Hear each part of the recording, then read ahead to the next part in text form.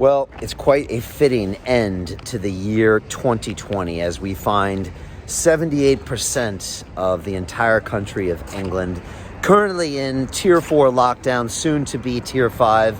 Millions of children will now not be allowed to attend school. Some children will not attend school indefinitely until the government decides that they can actually get their education and build their futures. A Tier 5 lockdown is going to look even worse. They're going to shut all the shops, shut all the takeaway restaurants. Did you ever think that this would be happening on our very first lockdown in March, only 9 months ago, when they said it was for 2 weeks only to protect the NHS? Now the whole country is shut down.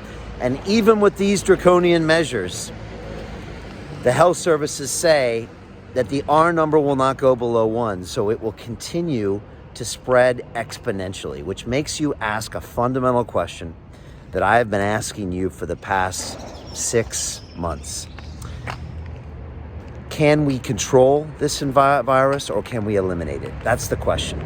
That's what we have to ask ourselves. And I think it's very clear now that we cannot eliminate it and we have to find a way of living with it, which means we have to make a proportional response to this virus. We have to use science-based decision-making, and we need some real leadership here because we can't keep this country locked down forever, or there literally will be no resources left to feed or clothe our citizens. Right now in London, UNICEF is feeding starving children. UNICEF, for the first time in 70 years, is feeding starving children in London. If that is not an indicator that our priorities are wrong here by locking this country down, then I don't know what is. And this is when we really have to ask ourselves some very, very hard questions. We need to make hard decisions right now. One of my mentors said, there's never an easy time to make a tough decision. And the problem with our current crop of politicians is they've never made a tough decision in their life. They can't deal with it because they're worried about polls or they're worried about something. But we need tough decisions right now. We need to make sacrifices now so we don't ruin our future.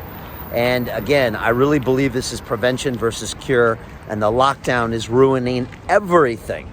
How will we pay for our NHS when we have no economy left? These are the questions we need to ask. And the truth is, we can have both. We can have our health, our economy. Not only can we have both, we must have both because they are the same thing. And I have been having conversations on London Real and there afterwards on my Digital Freedom platform because I was censored on so many social media channels with doctors, with nurses, with scientists, with Nobel Prize winners, with professors emeritus of esteemed universities. And they have all been telling me, Brian, there are solutions to this, but you're not hearing it from the politicians, and you're sure as heck not hearing it from mainstream media because they have their agendas and they've been co-opted. It has nothing to do with you or me, our health, our mental health, the future, our children's future. And that's why I've decided to move forward and take London in a new direction. These decisions can be made quickly and implemented quickly.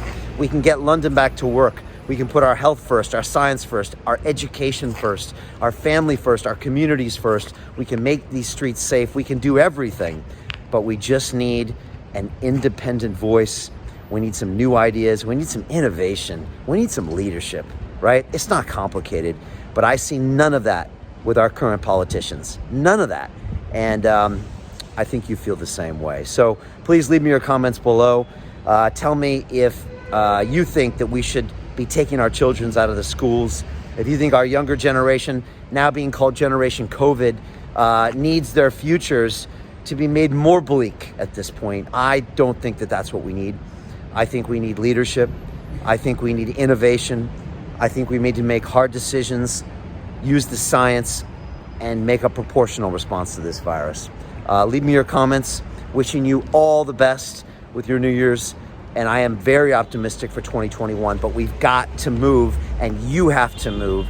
You have to mobilize. We have to do this together. We have to vote. We have to change. Otherwise, we will have another year of this madness.